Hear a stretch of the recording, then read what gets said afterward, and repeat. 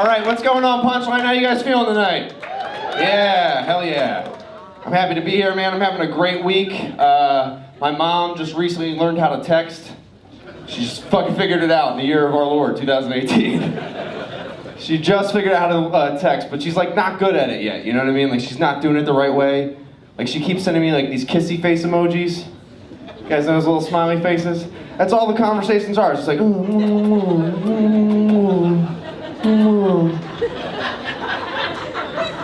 And that's confusing, man. All right? Because she almost never responds to my dick pics. Almost never. Almost never. When she does respond, she's like, "You're a terrible son." I'm like, "You're a big tease." I'm just here to party, bitch. Send me the yams. Or I don't want to talk. Send me the yams, yeah. Big fucking idiot. No, it's I could do so much better than my mom. She's got like 30 years on me. Are you fucking kidding me? Fucking hot, young. No, I'm like a 7. No, it was just me and my mom growing up, and I feel like we had a really close relationship, and it kind of got in the way of like my actual relationships with women. You know what I mean? Like I remember one time I was laying in bed with my ex, and she turned to me and she was like, "You are such a mama's boy," and I was like, "I am not a mama's boy, right, Mom?" Then we fucking three-way kissed. It was hot as shit. I love it. Incest train, baby. Here we go. It's like all that porn today. It's like stepbrother destroys sister. Like destroys her. I am in a relationship. Go figure. Somebody puts up with me. I moved in with my girlfriend actually just recently. Thank you. Nobody gives a fuck. I moved in with my girlfriend and it's going great, man. Like it's awesome. I love living with my girlfriend. Love her to death. The only problem that I've run into is that like she never has any money. You know what I mean?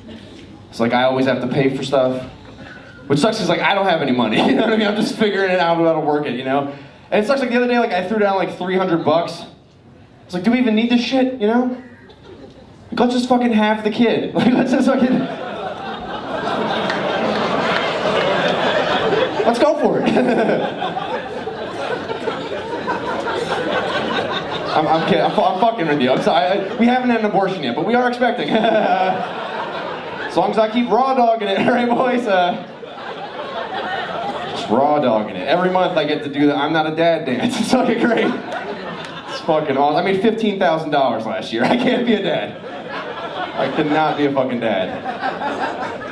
The Lord won't allow it. Hannah was talking about the Super Bowl. You guys still excited about that shit, these Eagles? Yeah? Fuck yeah, man. Hell yeah. I'm still like, I keep forgetting that shit happens and I wake up and I'm like, oh yeah, we fucking won the Super Bowl. Like, that's fucking great. And I live by Broad Street now, so like, we went out the night that we won. It was so emotional. It felt like this huge emotional release that everybody had, you know what I mean? And, like, everybody had their own story. Like to take it down a notch, I guess, I had a story. My grandma was like the biggest Eagles fan I'd ever met in my life. She had like Eagles hoodies, Eagles bedspreads. Like she would have wallpapered her fucking house with Eagles shit if she could have done that. You know, like that's how big of a fan she was. And she passed away like right before we got to the playoffs, like right before.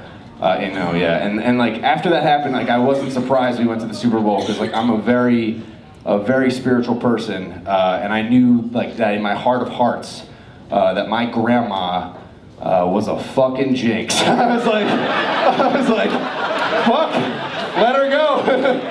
Just getting out of the way. Oh, fuck. I don't need a grandma, I need a ring, baby. I need a fucking E-A-G-L.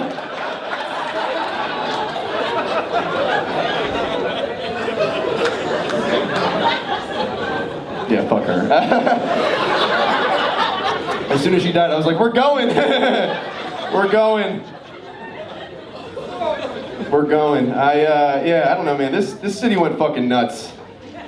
Respect the art museum when the Vikings fans were fucking doing that shit, and then as soon as we beat the Vikings, dude was riding an ATV up the steps. Fuck it.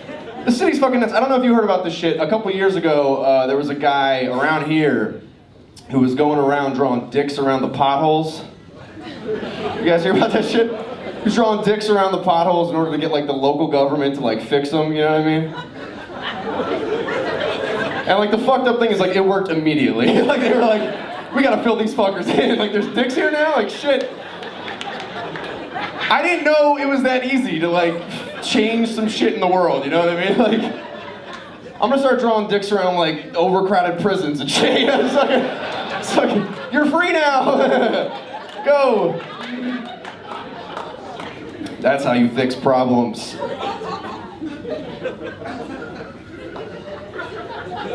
I'm a silly little bitch. I'm sorry. I recognize that. My friend just found out she was supposed to be a twin. My friend Amanda, she's like 34, mid-30s. She just found out she was supposed to be a twin, and it took me by surprise. The way she found out is her mom was having stomach pains, and so they took her to the hospital and they did x-rays and they found teeth and hair that were the same age as my friend Amanda. Yeah, it's fucking gross, right?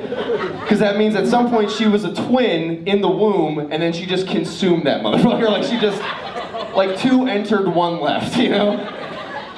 And she told me that story and then she capped it off with the craziest thing about this story is that I never get sick. I was like, it sounds like that's the craziest part. It sounds like you fucking ate somebody.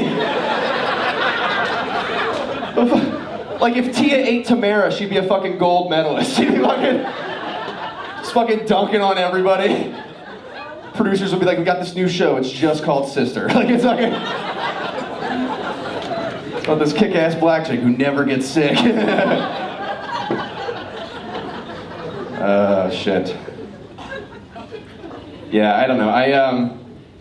I hate my jobs. No, that's not true. My boss is here. I love my jobs.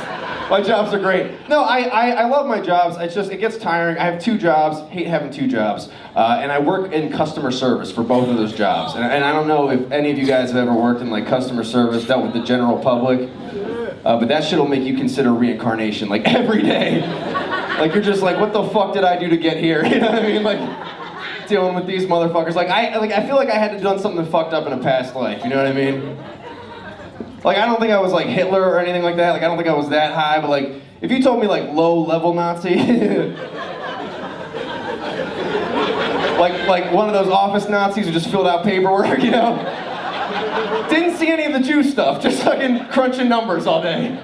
Be like, well, you got me there, I guess, maybe.